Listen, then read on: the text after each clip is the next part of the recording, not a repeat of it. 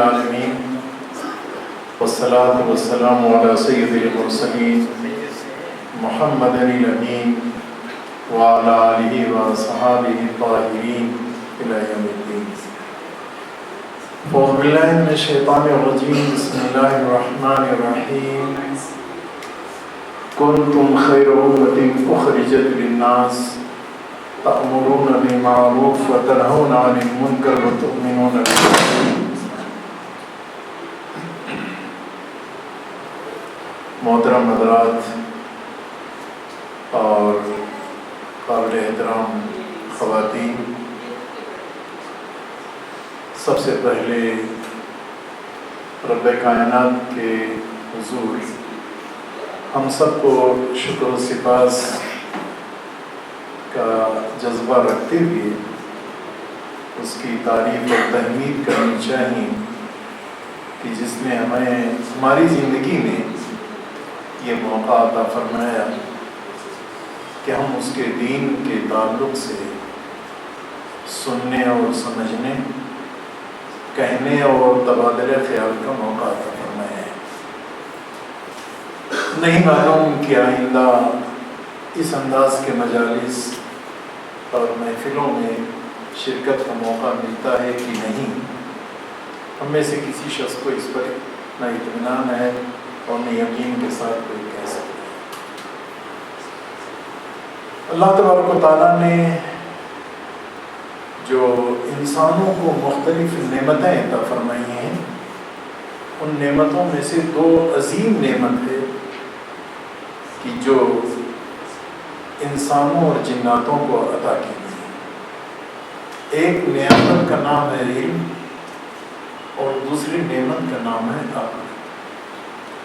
علم سے وہ علم مراد ہے جس کو اللہ تبارک و تعالیٰ نے انسانوں کو عطا فرمایا ہے، اور جس علم کے ساتھ انسان اس دنیا میں بھیجا گیا ہے، وہ علم ایک نعمت ہے۔ وہ نعمت جب انسانوں کو حاصل ہوتی ہے تو انسان اس علم ہی کے نتیجے میں سوچنے اور سمجھنے کے لیے سعی و جہد اور کوشش کرتا ہے۔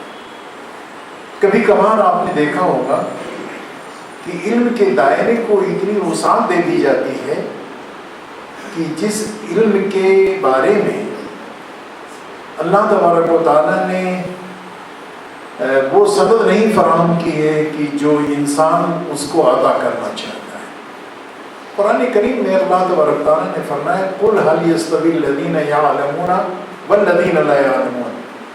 وہ دونوں برابر نہیں ہو سکتے ہیں جن کو وہ علم دیا گیا ہے جو اللہ تبارک و تعالیٰ نے عطا فرمایا ہے۔ وہ لوگ کہ جو اس علم سے محروم ہیں، وہ اور جو اس علم سے نوازے گئے ہیں، دونوں برابر نہیں ہو سکتے ہیں۔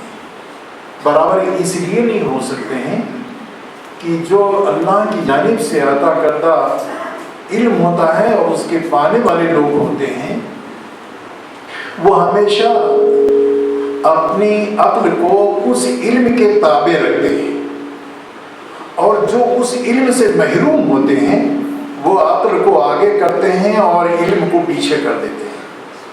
سادہ زبان میں یوں سمجھنا چاہیے کہ کچھ لوگ ہیں جو دین و شریعت کو اپنے پیچھے چلانا چاہتے ہیں، اور کچھ لوگ اس روئے زمین پر ایسے ہوتے ہیں جو اپنے آپ کو دین کے تحت اور تابع رکھنا چاہتے ہیں۔ ایک کے زندگی میں جو مظاہرہ ہوتا ہے وہ مظاہرہ اطاعت کا اور بندگی کا مظاہرہ ہوتا ہے، جو علم کو آگے رکھتے ہیں اور عقل کو پیچھے رکھتے ہیں۔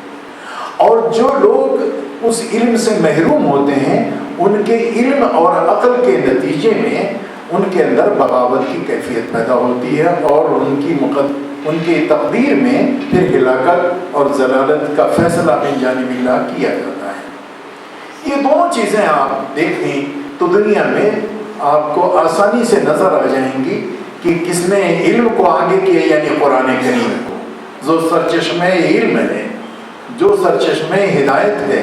قرآن کو کون آگے کر رہا ہے، کتاب رسول کو کون آگے کر رہا ہے، اور کون پیچھے رکھ کر کے اس کو اور خود آگے چلنے کی کوشش کر رہا ہے۔ زندگی کے دنیاوی مسائل اور معاملات میں آپ فرق کر کے دیکھ لیں، کس کر کے دیکھ لیں اس کسوٹی پر کہ دنیا میں کیا انداز اختیار کیا جا رہا ہے۔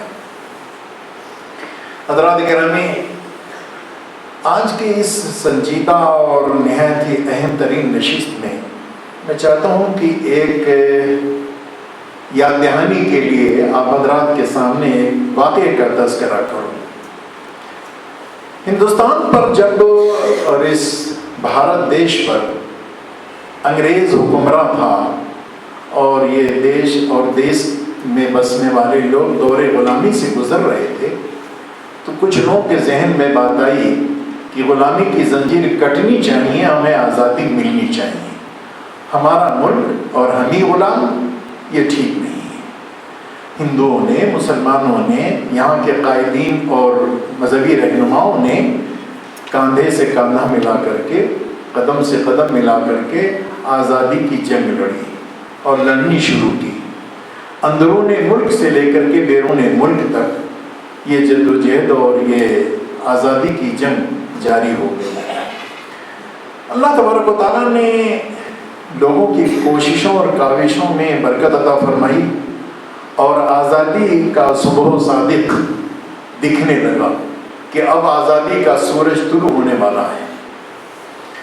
آزادی کی صبح طلوع ہونے کے آثار جب نمایاں ہوئے تو یہاں کے دانشوروں نے، مفکروں نے، یہاں کے قائدین نے، رہنماؤں نے، ہندوؤں کے، مسلمانوں کے، دوسرے دھرم کے جو رہنما تھے، انہوں نے سوچا کہ جب ملک آزاد ہو جائے گا تو یہ مذہبی بنے گا یا غیر مذہبی ملک بنے گا۔ نظام کو چلانا ہے، اجتماعی نظام کو یہاں چلانا اور برپا کرنا ہے، تو وہ کون سا نظام ہونا چاہیے؟ کسی نے کہا کہ یہاں ہندو راشٹر ہونا چاہیے، کسی نے کہا کہ یہاں رام راج ہونا چاہیے، کسی نے کہا کہ یہاں سوراج ہونا چاہیے، کسی نے کہا کہ مغرب کی جمہوریت یہاں آنی چاہیے، کسی نے کہا کہ یہاں ضرور سوویت یونین کی نظام اشتراکیت آنی چاہیے، کسی نے کہا کہ امریکہ کے نظام سرمایہ داری سے بھیک لینی چاہیے، وغیرہ وغیرہ۔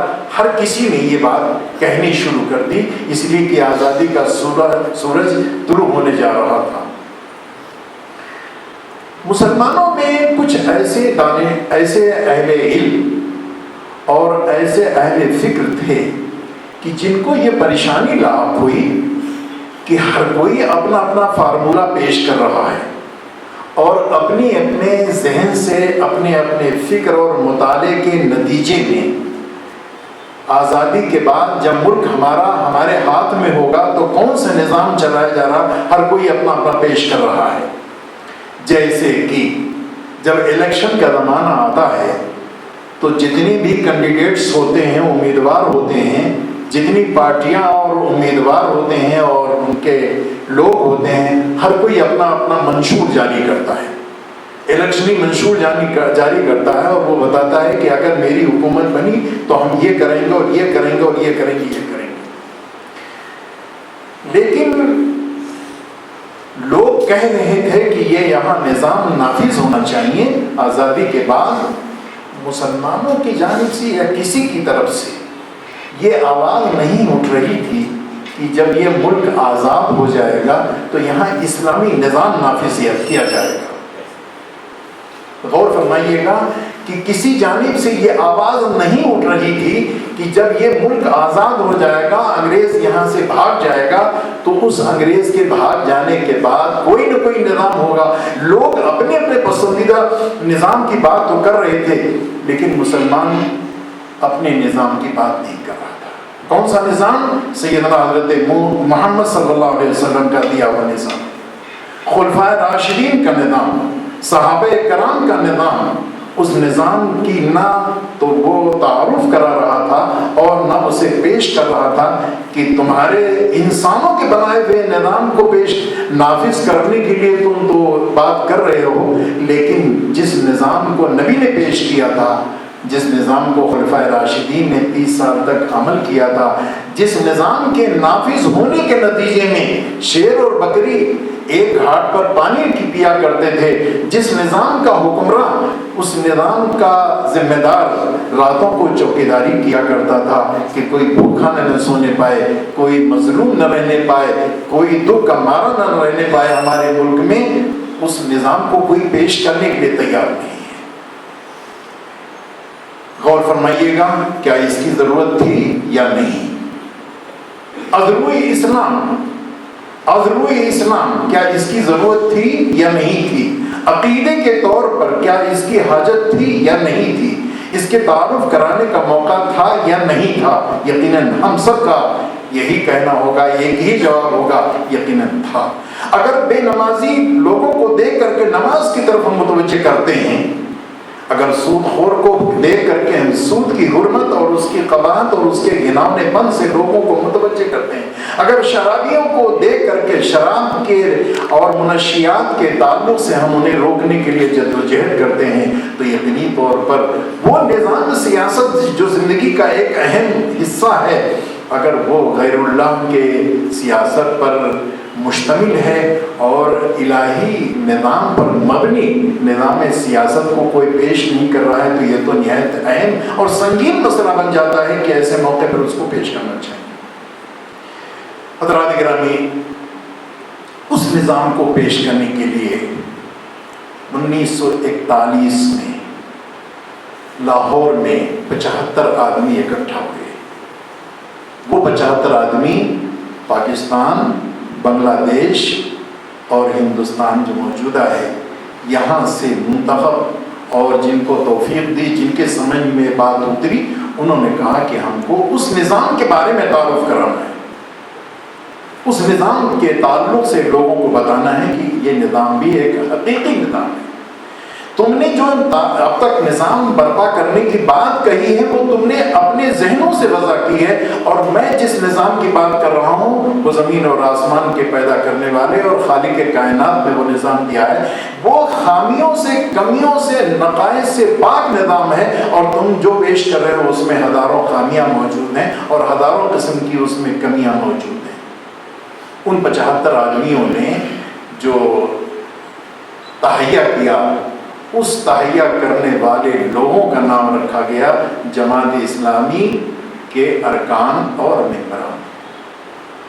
جماعت اسلامی کی تاریخ یہ ہے، اس کی تشکیل کی وجہ یہ ہے، چنانچہ جماعت اسلامی ہند نے یہی صدا اس وقت لگائی تھی 1948 میں، پھر 1948 میں، پھر اس کے بعد کہ ایسا نظام برپا کرو جس کا نام نظام اسلامی ہو، جو خلفائے راشدین کے طور پر ہو، جو اللہ کے نبی صلی اللہ علیہ وسلم نے دیا ہے قرآن اور حدیث کی شکل میں، اس طور پر ہو۔ یہ آپ کے سوچنے کا عنوان اور موضوع ہے کہ جماعت اسلامی نے جب یہ تعارف کرایا تو اس وقت سے لے کر اور آج تک اور آئندہ انشاءاللہ یہی کہتی رہے گی کہ تمہارے اگر ہاتھ میں اقتدار آتا ہے تو تم کو ایسا نظام نافذ کرنا ایمان کا تقاضا ہے۔ لوگ کریں نہ کریں یہ الگ مسئلہ ہے۔ جماعت اسلامی کے ان 75 لوگوں کو جماعت بنانے کا شوق نہیں تھا کہ وہاں جمعیت اہل حدیث بھی تھی، جمعیت علماء بھی تھی، خلافت پارٹی بھی تھی اور فلاں بھی تھی، ایک جماعت اور بنا کر کے کھڑا کرتے ہیں، یہ مسئلہ نہیں تھا۔ مسئلہ یہ تھا کہ وہ کوئی ایسی جماعت نہیں تھی جو اس نظام پر قائم کرنے کے لیے لوگوں کو متوجہ کرتی۔ چنانچہ آپ حقائق کی دنیا میں آئیں اور دیکھیں کہ آپ نے نبوت کے بعد خلافت علی منہاج نبوہ کا سلسلہ قائم کیا، خلفائے راشدین کا دور آیا۔ خلفائے راشدین کے دور کے بعد جب وہ دور ختم ہوا تو امارت کا دور سلسلہ شروع ہوا، امارت کا دور سلسلہ شروع ہوا، اور امارت کے دور کے ختم ہونے کے بعد بادشاہت کا سلسلہ شروع ہوا۔ ہم اس پر بھی مطمئن ہو گئے۔ عقیدے کی بات تھی نبوت پر، عقیدے کی بات تھی خلافت پر، امارت اور اس کے بعد پھر بادشاہت، اور بادشاہت کے بعد پھر ہم اور نیچے اترے، بادشاہت کے بعد غور فرمائیے گا اور نیچے اترے تو ہم نے پھر گوارا کر لیا سیکولرزم کو، سوشلزم کو، اشتراکیت کو، جمہوریت کو ہم نے اختیار کر لیا، اور اس پر اسی انداز سے عمل پیرا ہیں، اسی انداز سے ہم مطمئن ہیں کہ جس انداز سے اسلامی نظام حکومت پر ہم کو مطمئن ہو۔ یہ عجیب سا فلسفہ ہوگا کہ جو ملت خلافت پر مطمئن ہو وہی ملت غیر الہی مبنی بنیادوں پر بننے والی جمہوریت میں بھی مطمئن ہو، دونوں کے ساتھ یکساں اس کا انداز اختیار کیا جائے، وہاں بھی خوش یہاں بھی خوش، یہ بات درست نہیں ہوگی۔ اس لیے جماعت وجود میں آئی اور جماعت نے جو بات کہی تھی وہ آج بھی کہہ رہی ہے۔ حضرات گرامی، جب یہ بات کہی گئی، توجہ کے لیے میں عرض کرنا چاہوں گا، اہل فکر کا مجمع ہے، لوگوں نے کہا کہ جماعت اسلامی کے ہند کے لوگ کرسی کے اور سیاست کے حریص ہیں، کرسی کے اور سیاست کے حریص ہیں۔ کہنے کے لیے بہت ساری باتیں کہی گئیں، ظاہر ہے کہ کہنے کا موقع تھا، وہاں تو یہ بات کہی گئی تھی کہ قرآن و حدیث کی بنیاد پر نظام چلانے کی بات کہی جائے۔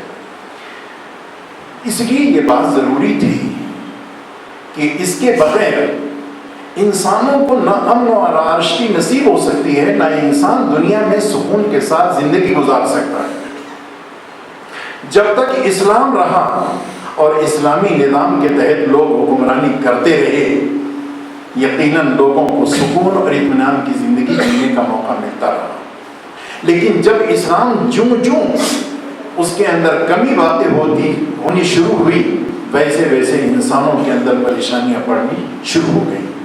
آج ایک بات کہی جاتی ہے کہ اگر مسلمانوں کی حکومت ہو تو مسلمان سکون کے ساتھ جی لے گا اور اس کی زندگی نہایت سکون کے ساتھ گزر جائے گی۔ 58 ملک ہیں آپ کے، 58 ملک ہیں دنیا میں اس وقت جہاں مسلمان برسر اقتدار رہے ہیں۔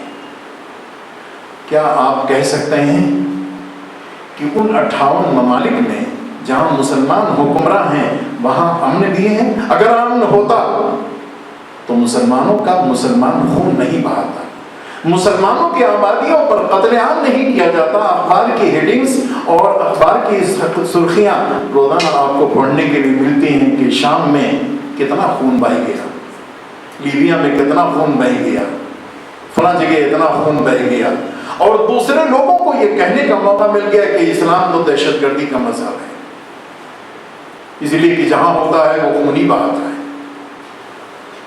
حضرات گرامی، جب یہ بات ہوئی تو عام کو پلٹ کر کے آنا ہوگا۔ کہاں آنا ہوگا؟ اس راستے پر آنا ہوگا جو راستہ آپ کے لیے متعین کیا گیا ہے۔ آئیے ان نکات پر ہم اور آپ غور کریں اس مختصر لمحے میں کہ جو ہمارے اور آپ کے لیے بطور عقیدہ کے اللہ اور اس کے رسول نے لازم قرار دیا ہے۔ اللہ کے نبی صلی اللہ علیہ وسلم نے جب آپ کو نبی بنایا گیا تو نبوت کے منصب پر فائز ہونے کے بعد آپ غار حرا سے تشریف لائے مکے میں، اور جو پیغام دیا گیا تھا اقرأ بسم ربک الذی خلق خلق الانسان من علق اقرأ وربک الاکرم الذی علم بالقلم علم الانسان ما لم یعلم، اللہ تبارک و تعالیٰ نے حکم دیا تھا کہ ما لم یعلم، جو اب تک تم نہیں جانتے تھے، نہ جاننے کی بنا پر جو تم سے غلطیاں ہو رہی تھیں، اب تم کو ہم بتانے جا رہے ہیں، تم کو ہم بتا رہے ہیں۔ اب جاننے کے باوجود اگر تمہاری زندگی اسی انداز کی ہوگی یہ بات ٹھیک نہیں ہوگی۔ نہ جاننے کی بنا پر تم نے زہر کھا لیا، نہ جاننے کی بنا پر تم نے شراب پی لیا، نہ جاننے کی بنا پر تم نے اپنی بچیوں کو قتل کر دیا، لیکن اب تم کو بتایا جا رہا ہے۔ نہ جاننے کی بنا پر تم نے ہزاروں کو اپنا غلام بنا لیا، باندی بنا لی، قتل کر دیا، اور جانے کیا کیا حرکتیں کر ڈالی۔ ما لم یعلم، نہیں جانتے تھے، لیکن اب جاننے کے بعد تمہارے لیے زیب نہیں دیتا ہے۔ نبی نے آ کر کے مکے کی گلیوں میں اعلان کیا، لوگوں یہ ہے حق۔ نبی کے اس اعلان کا نام رکھا گیا دعوت دین، اس کا نام رکھا گیا دعوت دین کی طرف لوگوں کو بلانا، بتانا کہ تمہارے نفع کا راستہ کون سا ہے اور نقصان کا راستہ کون سا ہے، کامیابی کس میں ملے گی اور ناکامی کس سے تمہاری مقدر بن جائے گی، ہلاکت کا راستہ کون سا ہے اور ہدایت کا راستہ کون سا ہے۔ ما لم یعلم علم الانسان ما لم یعلم، انسان کو بتایا گیا جو نہیں جانتا تھا۔ نبی نے آ کر کے بتایا کہ یہ تم نہیں جانتے تھے، ہدایت تم کو نہیں تھا، نہیں معلوم تھا، وَوَجَدَكَ ضَالًّا فَهَدَىٰ، راستہ تمہیں نہیں معلوم تھا لیکن کیا ہم نے تم کو راستہ بتایا، فَهَدَىٰ، ہدایت تم کو دی گئی، رہنمائی کی گئی، تم راستہ چوراہے پر کھڑے سوچ رہے تھے۔ حضرات گرامی، انسانوں کے لیے انبیائی اسوہ اور طریقہ یہ ہے کہ ان راہوں پر چلنے کے لیے لوگوں کو آواز دینا جو معلم یعلم ہیں، جو جانتے نہیں ہیں، اس کا نام رکھا گیا دعوت۔ اور جن لوگوں نے دعوت کو قبول کیا اور جن لوگوں نے دعوت کو اپنانے کا سلسلہ شروع کر دیا گیا، ان سے کہا گیا کہ اپنے اوپر دین کو قائم کرو، اس کا نام رکھا گیا دین کی اقامت۔ دین کی دعوت دینے کے نتیجے میں جو لوگ قریب آئے ان کو جوڑ کر کے دین کی اقامت کے لڑی میں ان کو پیرونا شروع کر دیا گیا۔ دین کی دعوت اور دین کی اقامت دونوں میں اتنا گہرا رشتہ ہے کہ اگر دونوں میں سے کسی ایک میں کوتاہی کی جائے گی، آدمی کی زندگی نامکمل اور انسانوں کی زندگی مصائب اور مشکلات سے گھر جائے گی۔ اس حقیقت کو اپنے پیش نظر رکھنا چاہیے اور سامنے رکھنا چاہیے۔ چنانچہ اللہ کے نبی صلی اللہ علیہ وسلم نے جو آپ کی کامل اور مکمل زندگی تھی اور آپ منصب نبوت کے اوپر مامور اور فائز کیے گئے تھے، آپ نے دونوں کام کیا آپ نے دونوں کس طریقے سے کیا آپ نے؟ قرآن ہمیں اور آپ کو بتاتا ہے کہ نبی صلی اللہ علیہ وسلم جو حکم آپ کو دیا گیا تھا اس حکم کے مطابق لوگوں کو دین کی بات بتائی۔ غور فرمائیے گا، جن دوستوں نے اور جن بزرگوں نے عرفات کے میدان میں کھڑے ہو کر کے اللہ کے نبی صلی اللہ علیہ وسلم کا اس زمانے میں خطبہ سنا تھا، وہ اور جو دوست اور احباب آج وہاں جا کر کے اور اس جگہ پر کھڑے ہوتے ہیں عرفات کے میدان میں، یقیناً اپنے روحانی اعتبار سے اللہ کے نبی صلی اللہ علیہ وسلم کا خطبہ مبارکہ اور آپ نے جو دنیا کے سامنے عالمی منشور پیش کیا تھا، آج بھی اسے سننے کے لیے اور سمجھنے کے لیے اور جاننے کے لیے ایک منظر ان کے سامنے آ جاتا ہے۔ جب اللہ کے نبی صلی اللہ علیہ وسلم نے فرمایا تھا، اللہ تبارک تعالیٰ کو گواہ بنایا تھا، جب صحابہ سے پوچھ کر کے اور آپ نے کہا تھا کہ دین کا پیغام تم تک ہم نے پہنچا دیا یا نہیں؟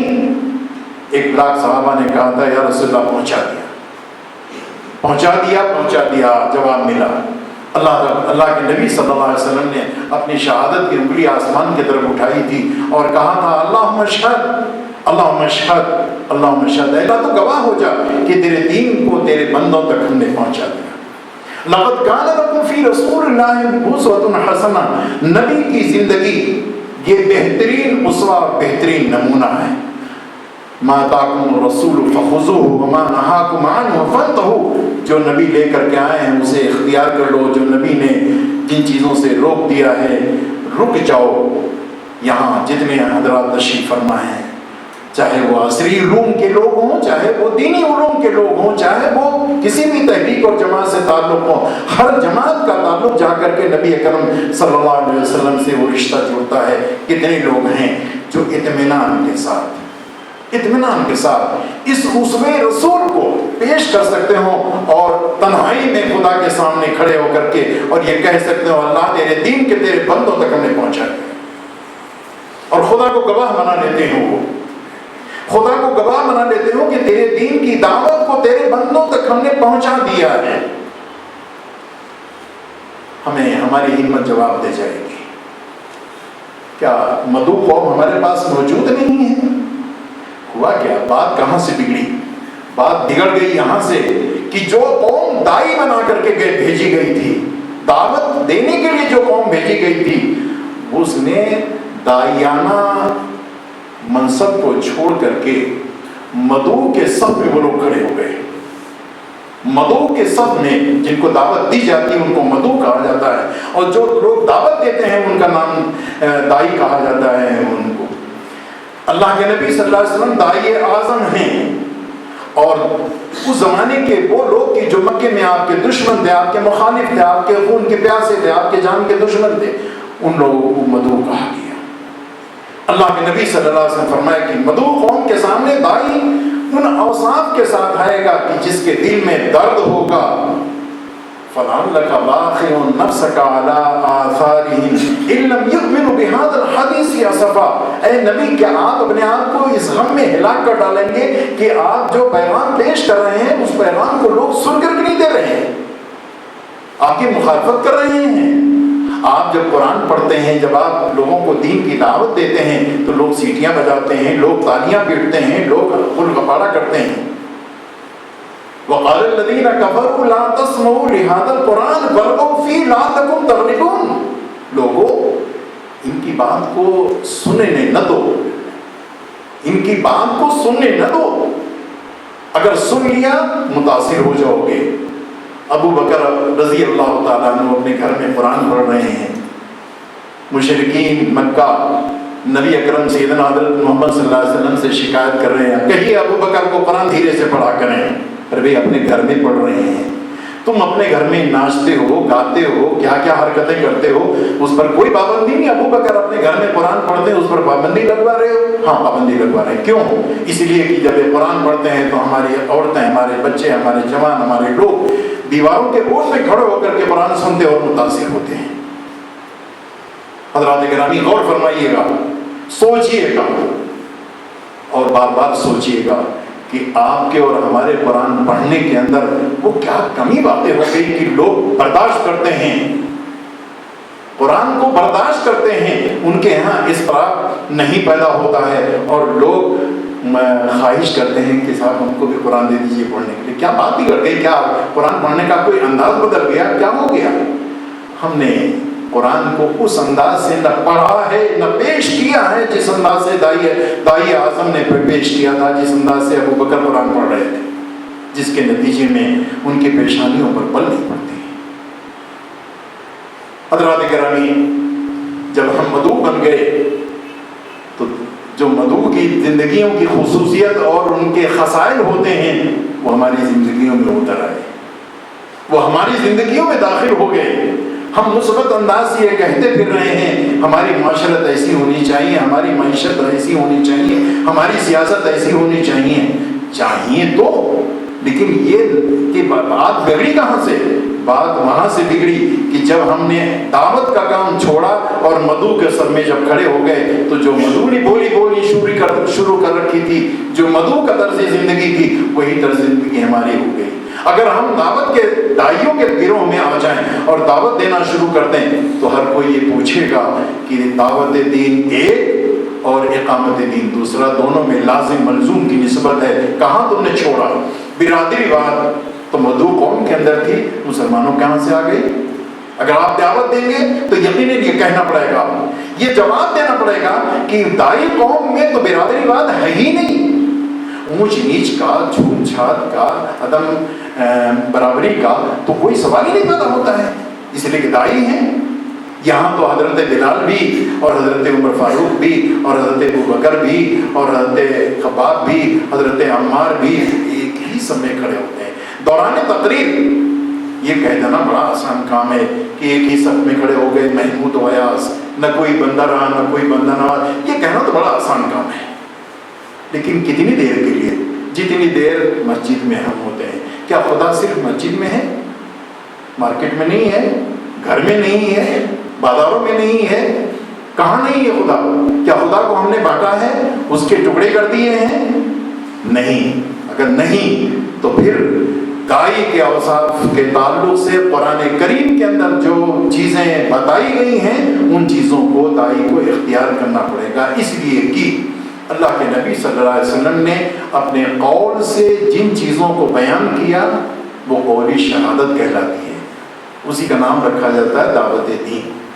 اور اللہ کے نبی صلی اللہ علیہ وسلم نے اسے کر کے دکھایا۔ آپ کے انتقال کے بعد مشہور حدیث ہے، آپ کے کان آشنا ہیں، سیدہ حضرت عائشہ صدیقہ رضی اللہ تعالی عنہا سے آپ کے انتقال کے بعد پوچھا گیا کہ اللہ کے نبی صلی اللہ علیہ وسلم کی زندگی کے بارے میں کچھ بتائیے۔ ام المومنین رضی اللہ تعالی عنہا نے کہا حیرت ہے کہ تم قرآن نہیں پڑھتے ہو؟ ام المومنین ہم قرآن پڑھتے ہیں، بار بار پڑھتے ہیں، جو قرآن ہے وہی نبی کی زندگی، دونوں میں فرق کیا ہے؟ جو قرآن وہی نبی کی زندگی، دونوں میں کوئی فرق نہیں ہے. یعنی گویا کہ اللہ کے نبی صلی اللہ علیہ وسلم داعی تھے اور اللہ کے نبی صلی اللہ علیہ وسلم دین کی اقامت کے لیے ایک مثالی نمونہ پیش کر رہے تھے تاکہ یہ معلوم ہو سکے کہ دین پر عمل کرنا، جو بات کہی جا رہی ہے اس پر کیسے عمل کیا جا سکتا ہے. اللہ کے نبی صلی اللہ علیہ وسلم نے نماز کے سلسلے میں فرمایا صلو کما رأیتمونی اصلی، ایسے نماز پڑھو جیسے میں نماز پڑھتا ہوں. یہ اس بات کی علامت ہے کہ نبی کی زندگی ایک نمونہ ہے. نمونہ ہے. نمونہ وہی مانا کہ اگر آپ نے دعوت دی ہے تو یقیناً داعیانہ اوصاف آپ کے اندر پیدا ہونا چاہیے. داعیانہ اوصاف کا مطلب یہ ہوتا ہے، ابھی مولانا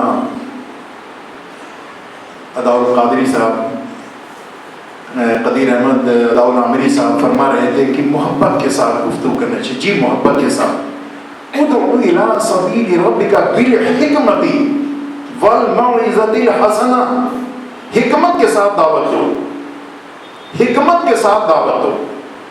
حکمت کون؟ جیسے اللہ کے نبی صلی اللہ علیہ وسلم نے حکمت کا مظاہرہ فرمایا، اس کو کہتے ہیں حکمت. حکمت کی تاکید قرآن میں کی گئی ہے. دعوت دو حکمت پر مبنی. اس وقت کیا بات کہنی چاہیے، کسی سے کیا انداز اختیار کرنا چاہیے، کس وقت کس کو بلانا چاہیے اور کس وقت کس کو تھوڑی دیر کے بعد بلانا چاہیے. حکمت کا تقاضا کیا ہے، کون سی بات کس وقت کہی جائے. حکمت اس کو کہتے ہیں. مثالوں کے ذریعے سے، تعلقات کے ذریعے سے. ایک برہمچاری جی مسلمانوں کے ایک مجمع میں شریک ہوئے اور انہوں نے جگت گرو شنکراچاریہ تھے، وہاں کچھ زندہ دل اور حوصلہ مند مسلمان مقررین نے ہندو دھرم کی دھجیاں بکھیر دی اٹھا کر کے، خوب بکیا ادھیڑا. وہ جگت گرو شنکراچاریہ سنتے رہے، دل ملاتے رہے کہ مجھے بلا کر کے اور یہ قصیدہ مجھے سنایا جا رہا ہے، یا تو بلاتے نہیں اور بلایا تھا تو کم سے کم میرے دھرم کے اوپر کوئی ایسا پرہار ہندی زبان میں نہ کیا جاتا یا کوئی ایسا وار نہ کیا جاتا جو مجھے کھلتا. اب میں ان کا جواب دوں یا جس کام کو سوچ کر کے جو بات کہنا ہے مجھے وہ بات کہنے کے لیے میں مواد لے کر کے وہ بات پیش کروں. انہوں نے فیصلہ یہ کیا کہ نہیں، بلکہ مجھے تو وہی کچھ کہنا چاہیے جو میں سوچ کے آیا ہوں. ان کا جواب نہیں دینا چاہیے، اس لیے کہ وقت کی گھنٹی بج جائے گی تو پتہ چلا کہ میری بات رہ جائے گی. انہوں نے اپنی بات کہی. دوسرے دن انہوں نے مجھے ٹیلی فون کیا اور یہ داستان بیان کی، اور اس داستان میں کہا کہ اگر میں دوسرے دھندے میں لگ جاتا تو اپنی بات نہیں کہہ سکتا تھا. ایک بات. دوسری بات انہوں نے یہ کہی، جگت گرو شنکراچاریہ ہیں، کہ دیکھو اگر کسی ہندو کو اگر تم غیر مسلم کہو گے اور بار بار اسے ریپیٹ کرو گے ہیں غیر مسلم، اسے کوئی انکار نہیں کر سکتا، مسلمان نہیں ہے، غیر مسلم ہے، نان مسلم کہو، غیر مسلم کہو، کیا کہو، جب آپ ان کو غیر مسلم کے نام سے پکاریں گے تو گویا کہ آپ نے پہلے ہی جملے میں اس کو غیر بنا دیا. سنانا ہے اپنی بات، پیش کرنی ہے، وہ سمجھانی ہے اپنی بات اور دینی ہے اپنی دعوت، اور آپ اس کو غیر بنا رہے ہیں. اگر اپنی بات سنانی ہے تو اپنا بنا کر کے سناؤ. میں ہندو بھائی کہہ لو، سنا ہے کہ تمہارے قرآن میں ایسا کچھ لکھا ہے. آپ کو یقین ہے کہ مولانا سراج الحسن صاحب جیسے آپ سبھی لوگ واقف ہیں بلا استثناء. میں نے مولانا سراج الحسن صاحب سے کہا کہ جگت گرو نے آج یہ بات کہی ہے، کہنے کے بڑے پتے کی بات کہی ہے. ہم اپنے ساتھیوں کو اس بات کے لیے ہدایت کریں کہ وہ غیر مسلم کہنے کے بجائے ہندو کہیں. بھائی نہ کہیں، بھائی کہنے میں پریشانی ہوتی ہے. ہندو کہیں، سکھ کہیں، عیسائی کہیں، بودھ بہائی کہیں، لیکن غیر مسلم نہ کہیں، اس لیے کہ واقعی ان کی بات میں کسی درجے میں وزن ہے کہ غیر بنا کر کے اپنی بات جب آپ اسے کہیں، اس کو کہتے ہیں حکمت. اس کو کہتے ہیں حکمت. حکمت کا مطلب یہ ہوتا ہے کہ آپ یہیں سے اپنی گفتگو کا آغاز کریں دعوتی دنیا میں، کہ جس کے نتیجے میں ان کے مذہب کا بخیہ ادھیڑ کر کے، بلکہ یوں کہنا چاہیے کہ پوسٹ مارٹم کر کے اور پوسٹ مارٹم رپورٹ پیش کرنے کے بعد پھر فیصلہ سنائیں. پوسٹ مارٹم نہ کریں، بلکہ اسلام کے حقانیت کو ان کے سامنے پیش کریں. اس میں حکمت کا تقاضا یہ ہے کہ جب آپ किसी धर्म का पोस्टमार्टम करने के लिए बैठेंगे, मालूम है सदियों से हिंदू धर्म से इनके आबा अजदाद और इनके पूर्वजों का ताल्लुक रहा है, जज्बाती ताल्लुक है, वो कहेगा कि अच्छा मेरे धर्म पर इन्होंने हमला किया है तो इनके धर्म के अंदर भी कीड़े निकालने हैं, जितने कीड़े निकल सकते हैं वो निकाल लो। और जब कीड़े निकाले तो उसके सोचने का, समझने का जो जहन बना हुआ था वो खत्म हो गया। तो उसी उधेड़-बुन में लगा हुआ है कि किसी तरीके से कहाँ से सही झूठ गलत इधर उधर उसे इकट्ठा करके इनके सामने पेश कर दो ताकि जो लोग बैठे हैं वो मुतासिर न होने पाए। दूसरी बात ये है, इनको धर्म के बारे में मालूम क्या? हिंदू धर्म के बारे में ना ये पंडित हैं, न इन्होंने रामायण पढ़ा है, न इन्होंने उपनिषद पढ़ी है, न इन्होंने कोई धार्मिक किताबें पढ़ी है, न किसी ऐसे स्कूल में इन्होंने तालीम हासिल की। इनको पता क्या दूसरी सुनाई बातें कह रहे होंगे। इसके मुकाबले में अगर कोई मुसलमान इस्लाम की दावत पेश करता है तो उनका जहन इस पर मुतमईन रहता है कि इस्लाम के बारे में ये अथॉरिटी हैं, ये जानते हैं, इनको इख्तियार है इस्लाम के बारे में जो कुछ बता रहे हैं ये जाना हमको सोचना चाहिए। वो फिर रद्द करने के लिए, तरदीद करने के लिए वो नहीं सोचेगा, बल्कि वो कहेगा कि हमको सोचना चाहिए, मवाज़ना करना चाहिए कि हिंदू धर्म और इस्लाम धर्म में फ़र्क क्या है। वो मुआज़ना करेगा और आपको आप एक वाकिफ़कार समझ करके वो इस सिलसिले में तवज्जो करेगा। वो दिफा की पोजीशन में नहीं होगा बल्कि गौर फिक्र के पोजीशन में होगा। इसको कहते हैं हिकमत। तो दावत और हिकमत दोनों में गहरा ताल्लुक है।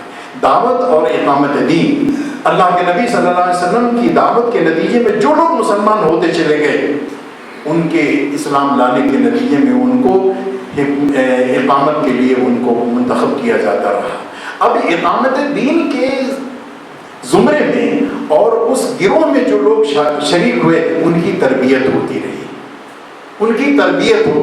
उनको दावत नहीं दी, उनको तरबियत का एक लफ्ज़ होता है, इकामत का दूसरा लफ्ज़ होता है और दावत का तीसरा मफ़हूम होता है।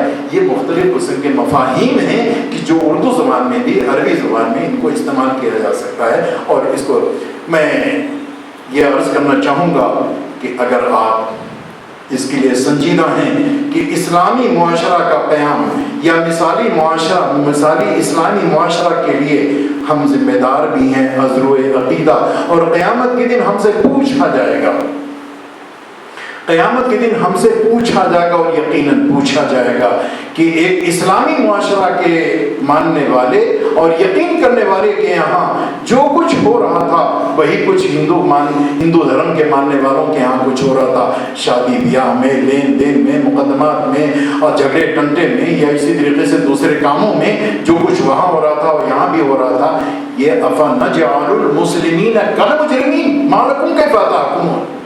हिंदू करे मुजरिम, मुसलमान करे मुस्लिम।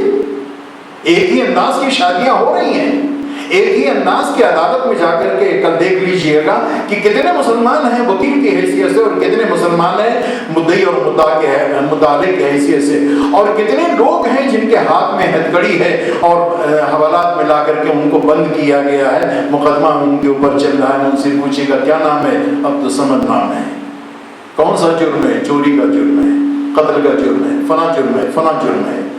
मर्दमशुमारी कीजिएगा कि तनासुब के एतबार से हम अपनी आबादी, इस मुल्क की आबादी के तनासुब के एतबार से हम मुतालबा करते हैं 20% हैं, हम 20% हैं। और जब जेल खाने में जा करके या कचहरी में या कोर्ट में या वकीलों के लिबास में जब हम अपने आप को गिनते हैं तो मालूम हुआ कि 20 नहीं, 15 नहीं, 14 नहीं, बल्कि हम तो 35% हैं। हम 35% हैं। क्या तनासुब है?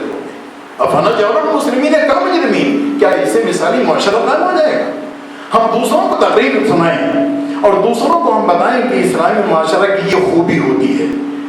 कहें तो दावत तो दें, लेकिन जब उसके इकामत का नंबर आए तो हम पीठ फेर करके दूसरी तरफ चले जाएं। क्या लोग बावले हैं कि ये समझते नहीं कि इनके कौल और अमल में तजाद है? कहते कुछ हैं, करते कुछ हैं। क्या इसमें, इस दावत में कोई ऐसी संजीदगी बाकी रह जाएगी, कोई तासीर बाकी रह जाएगी? सच्ची बात यह है कि अगर दीन के आईने में अपने आप को हम दाई बनाने और दीन के आईने में हम दीन के इकामत करने वाले शहदाई बन जाएं तो आपको ना तो किसी میمورنڈم کی ضرورت پیش آئے گی، نہ کہیں آپ کو اپنے حقوق کے حاصل کرنے کے لیے آپ کو بھیک مانگنی پڑے گی، اس لیے کہ آپ کی ملت وہ ملت ہے کہ جب آپ اپنے آپ میں تھے اور دائی اور اقامت دین کی حیثیت میں تھے تو دوسری قوموں کے لوگ جزیہ دینا یا ذمہ بننا وہ فخر کی بات سمجھا کرتے تھے، اور نہایت ہی اہتمام کے ساتھ آپ ہمارے حکمراں ہیں اور ہم آپ کی رعایا بننے پر ہمیں فخر ہے، ہمیں فخر ہے۔ اور آپ جب کسی قوم کے اوپر وہاں ظلم زیادتی کو مٹانے کے لیے، حکمرانی کے لیے نہیں بلکہ ظلم زیادتی کو مٹانے کے لیے ان کے خلاف کارروائی کرتے تھے تو لوگ لڑنے بھڑنے کے بجائے، تلوار بازی کرنے کے بجائے اپنے قلعوں کی کنجیاں آپ کے حضور پیش کر دیا کرتے تھے، یہ قلعے کی کنجی ہے، آپ سے لڑنا بے سود ہے، آپ سے لڑنا بے سود ہے۔ مشہور ترین واقعہ ہے کہ جس کو ہم اپنی تقریروں میں انتہائی جوش کے ساتھ بیان کرتے ہیں کہ جب سیدنا حضرت عمر فاروق رضی اللہ تعالیٰ عنہ بیت المقدس میں داخل ہو رہے تھے اور یہود اور نصارہ کے علماء اور احبار کو یہ بتایا گیا تھا امیر المومنین آ رہے ہیں، عمر ابن خطاب آ رہے ہیں، تو لوگ اونچی اونچی دیواروں پر فصیلوں پر بیٹھ کر کے دیکھنا چاہتے تھے عمر کس شان سے آ رہے ہیں، اور جب وہ منظر کشی کی جاتی ہے کہ عمر اس شان سے آ رہے تھے کہ اونٹ کی رسی ان کے ہاتھ میں تھی اور ان کا رفیق سفر اونٹ کے اوپر بیٹھا ہوا تھا، نعرہ لگا، عوام مسلمان عوام خوش ہو گئے کہ ہمارے امیر آ گئے۔ مسلمان اس منظر کو کھینچ کر کے جانے کتنے لوگوں کی آنکھوں کے اندر آنسو لے آتا ہے اور لوگ آنسو پوچھتے ہیں ہمارا امیر ایسا ہونا چاہیے، لیکن ہمارا امیر المومنین عمر فاروق کو ایسا ہونا چاہیے، اور آج کا امیر کیسا ہونا چاہیے، آج کا ذمہ دار کیسا ہونا چاہیے، گھر کا ذمہ دار، مدرسے کے ذمہ دار، مسجد کا ذمہ دار، علاقے کا ذمہ دار، محلے کا ذمہ دار، کارپوریٹر ہو یا اسی طریقے سے میونسپل بورڈ کا ممبر ہو یا کسی ذمہ داری پر ہو، کیا اس کا انداز عمر فاروق کا اسوہ ہوتا ہے؟ کیا اتنی بات کافی ہے؟ اس سے معاشرہ قائم ہو جائے گا؟ نہیں، نمونہ پیش کرنا ہوگا، نمونہ پیش کرنا ہوگا، جس نمونے کو دیکھ کر کے لوگ آپ کے ساتھ احترام کے ساتھ پیش کریں، ایسے نہیں آپ پیش کریں۔ حضرات گرامی، اسلامی معاشرہ کے قیام یہ کوئی نفلی سودا نہیں ہے، یہ دنیا کا مسئلہ نہیں ہے کہ اسلامی معاشرہ قائم جب ہو جائے گا تو لوگوں کو عدل و انصاف ملے گا، یہ تو ایک ضمنی فائدہ ہے، عارضی فائدہ ہے۔ اصل جو مسئلہ ہے جس کی طرف ہمیں اور آپ کو متوجہ ہونا ہے وہ یہ ہے کہ قیامت کے دن اللہ تبارک و تعالیٰ ہم سے اور آپ سے پوچھے گا، ہم سے اور آپ سے پوچھے گا۔ اسلامی معاشرہ کی جملہ تفصیلات قرآن کی شکل میں، حدیث کی شکل میں، فقہ کی شکل میں، علماء کی صورت میں، مدرسوں کی صورت میں، جامعات کی صورت میں تمہارے سامنے موجود، پھر بھی تم نے غیر اسلامی معاشرہ کو اختیار کر رکھا تھا۔ مجھے بتاؤ، اگر ہم آج اسلامی معاشرہ اپنے محلے میں، اپنے گھروں میں سیدھی بات آپ سے پوچھنا چاہتا ہوں اور توجہ دلانا چاہتا ہوں، باپ بیٹے میں اختلاف ہو گیا، شوہر بیوی میں جھگڑا ہو گیا، بھائی بھائی میں وراثت کے سلسلے میں اختلاف ہو گیا، کیا ضروری ہے کہ عدالت میں جائیں؟ کیا قرآن کے اندر اس کے احکامات واضح انداز سے بیان نہیں کیے گئے ہیں؟ کون پولیس والا آپ کو آ کر کے ہتھکڑی ڈالے گا کہ آپ نے عدالت میں اس مقدمے کو کیوں نہیں لیا؟ ہمارا حق ہے، ہم جہاں چاہیں وہاں اپنا مسئلہ حل کر لیں۔ شوہر بیوی کے درمیان فیملی کورٹ میں کیوں ہم جائیں جبکہ ہمارے پاس قدرتی قانون موجود ہے، قرآنی قانون موجود ہے، وہ ہم کیوں جائیں؟ کیوں جائیں وہاں؟ اللہ تبارک تعالیٰ نے قرآن میں بے شمار ایسی ہدایتیں دی ہیں، ہم وہاں کیوں جائیں؟ اس کا کوئی جواب ہوگا کیا قیامت کے دن جب پوچھا جائے گا؟ کیا اس کا کوئی جواب ہوگا کسی کے پاس کہ مثالی معاشرہ قائم کرنے کے سلسلے میں کیا دشواریاں تھیں تمہارے سامنے؟ اس لیے ہم میں سے ہر شخص کو اپنی زندگی کے بارے میں نظر ثانی کرنا چاہیے، اور نظر ثانی کرتے وقت کبھی نہیں فراموش کیجیے گا کہ قیامت کے دن ان امور کے تعلق سے سوالات کیے جائیں گے اور اس کا جواب ہمیں اور آپ کو دینا ہوگا۔ اگر ہم اپنی زندگی کو واقعی معنی میں قیامت کے دن، حشر کے دن خدا کے سامنے پیش ہونے کے لیے جوڑ رکھا ہے، یقیناً ہماری زندگی میں انقلاب آئے گا اور اسلامی معاشرہ وجود میں آ جائے گا۔ لیکن اگر ہم اسے نظر انداز کر دیں گے کہ دائی کے بجائے مدعو ہو جائیں گے تو اللہ تبارک تعالیٰ نے پوچھے گا کہ تم کو ہم نے دائی بنایا تھا، خیر امت بنایا تھا، خیر امت بنایا تھا، تم خیر امت کے لیے جو مناسب، جو ذمہ داریاں، جو ڈیوٹی تھی، اس ڈیوٹی کو تم نے انجام کیوں نہیں دیا؟ کیا۔ اللہ تعالی ہم سب لوگوں کو صحیح معنوں میں صحیح فکر اور صحیح عمل کی توفیق عطا فرمائے۔ وآخر دعوانا ان الحمد للہ رب العالمین۔